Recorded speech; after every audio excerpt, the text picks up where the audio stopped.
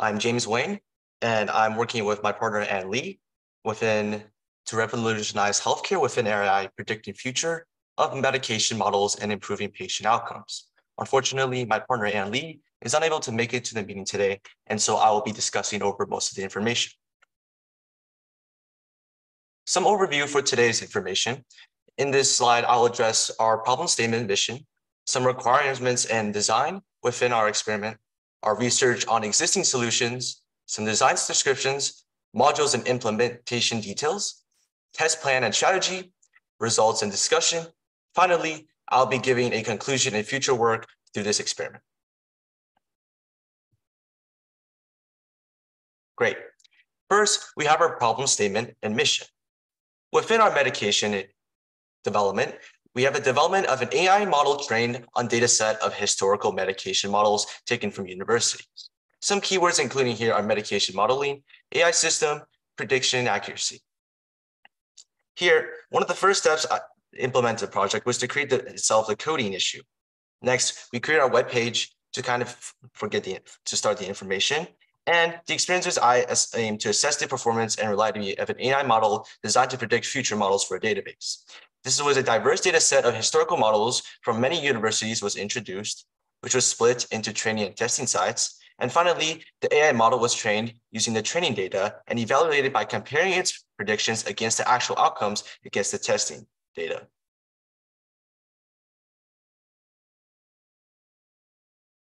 Here's some requirements for design. Although on the slide, it is very short, I'll be going into further details. In order to build the project, a few challenges have been identified. First is the data quality and quantity. One of the biggest challenges when it comes to prediction future database models with artificial intelligence is having enough data to make accurate precisions. The problem is that databases can be very complex with many tables and relationships between them. As a result, it can be difficult to collect enough data to train an AI model that can accurately predict future models. 2.2, model interpreting. The second challenge is model interpreting. Another challenge when it comes to using AI is to predict the future database models is to ensure that the models are actually interpretable.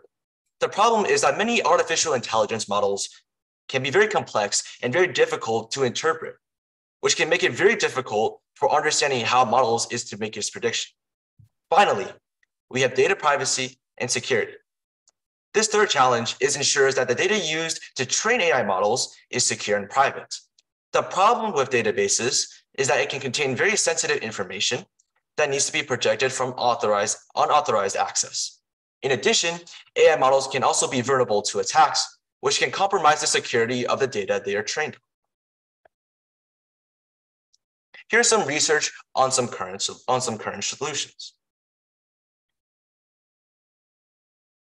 Predictive modeling of medication of adherence using machine learning teams by Smith al. 1 shows that this study explores the application of machine learning algorithms to predict medication adherence.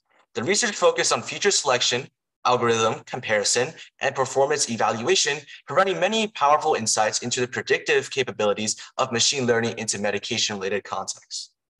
Next, predictive modeling of medication side effects by Li al. 12. This research investigates that the use of machine learning algorithms to predict medication side effects. This study explores the predictive accuracy of different models, featuring selection techniques, data processing methods, providing great insight into challenges and potential solutions for medication side effect prediction. Finally, we have predictive modeling of drug efficiency and safety. Contributions from nonlinear mixed effects of modeling and machine learning by Wang al. 12. This paper presents a comparative study between nonlinear mixed effects modeling and machine learning for predicting drug efficiency and safety. This research highlights the advantages and limitations of both approaches, shedding light on the potential synergies between traditional pharmaceutic modeling and machine learning techniques. Next, we have our research descriptions. Although there are only 3 steps to designing of data input preprocessing, algorithm selection and configuration, result output, I'll be giving you a further more detail onto each one of them.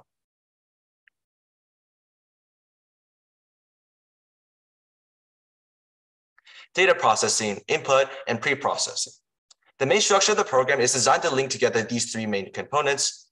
And first, data input starts a program by receiving the user input.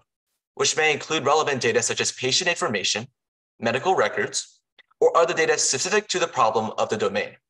This input undergoes validation to ensure that it meets the required format and criteria of the dataset.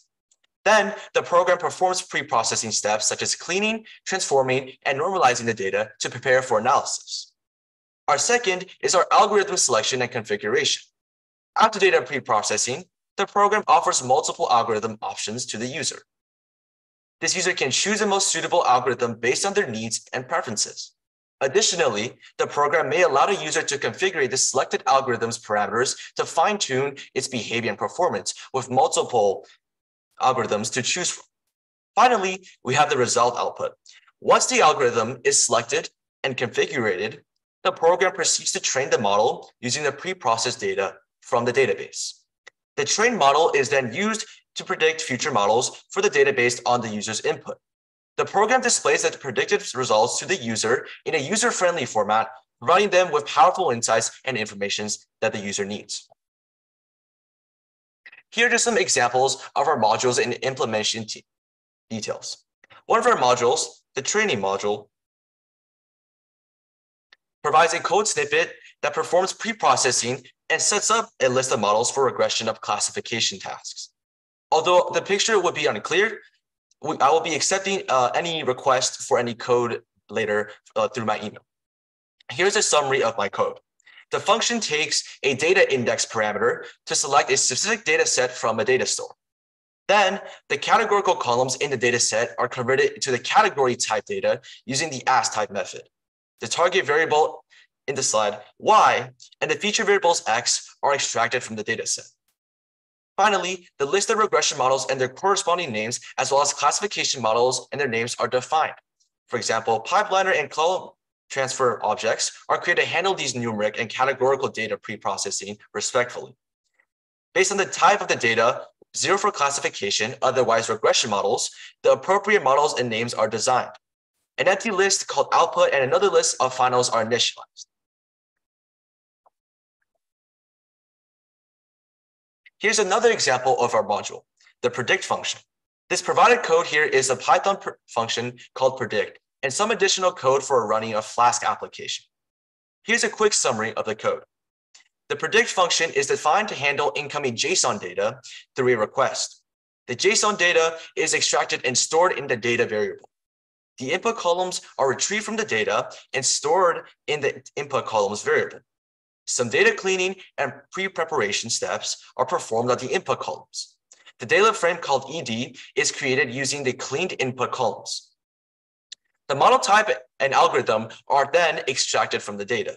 Depending on the model type, the index of the algorithm is determined either from the regression names list or classifications names list. The corresponding model is then retrieved from the data store based on the index. The ED data frame is then passed on to the model's predicting model method to obtain the predicted results. The predicted results is printed and finally returns a JSON string. The Flask application is then run on the host 0.00 and port 5000 if the script is executed directly. In quick summary, the predict function takes input data, pre-processes the information, selects the appropriate model based on the given model type and algorithm, and then returns to the predicted result. Finally, here are some results and discussions.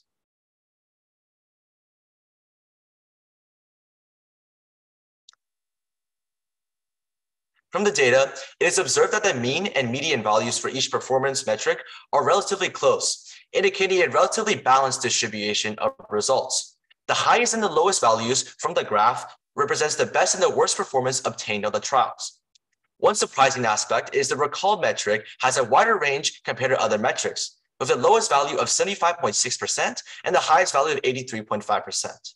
This variation may indicate challenges in accurately predicting certain future models, potentially due to complex patterns or insufficient training data.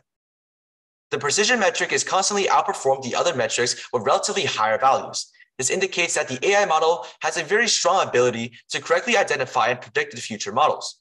The precision metric had the biggest effect on the results, highlighting the model's ability to minimize false positives. There's another experiment created, the generalizability of AI models predictions for medication models across different patient populations might also be a potential blind spot on the project. The experiment aims to kind of generalize the AI model in predicting future medication models for diverse patient populations. The methodology involves collecting a dataset encompassing medication models, along with patient demographics, medical conditions, treatment history, medication details, and the dataset is split into training and testing sites. And the AI model trained on the training side is to optimize its predictions. The model's performance is then evaluated by comparing its predicted medication models with the actual outcomes in the testing data. The experiment focused on analyzing the generalizability of AI models across different patient populations, including age, groups, gender, medical conditions, medication types. Discrepancies or variations in the model's performance among these populations are then identified and used to make adjustments in the model's architecture. They feature selection or training approach. The adjusted model is then retrained and evaluated on the testing data to assess its improved generalizability. The actual medication model represents true models observed in the testing data, while the predicted medication models indicate that the AI model predictions for each patient group. By comparison the actual and predicted models, the experiment evaluates the accuracy and generalizability of the AI model in predicting future medication models for diverse populations, including on the accuracy that I've typed in the bottom right of the slide. For conclusion, there's a lot of potential future work to be looked at. First is data bias. The AI model's performance and predictions may be influenced by biases present in the training data, leading to inaccurate or unfair outcomes. To address this, it is important to ensure diverse and representative data sets that minimizes bias across various demographic and medication factors. Second is limit data availability. The project's effectiveness relies heavily on the availability of high quality and comprehensive data. In some cases, obtaining sufficient data may be challenging or time-consuming. To mitigate this limitation, efforts can be made to collaborate with healthcare providers or organizations to access larger and more diverse datasets. Finally, is the model interpretability. Powerful AI models often lack interpretability, making it challenging to understand the reason behind their predictions. Incorporating techniques like explainable artificial intelligence or generating model explanations can help with this limitation and finally improve transparency. Here's some references that I've made through all of my research within this experiment. Thank you.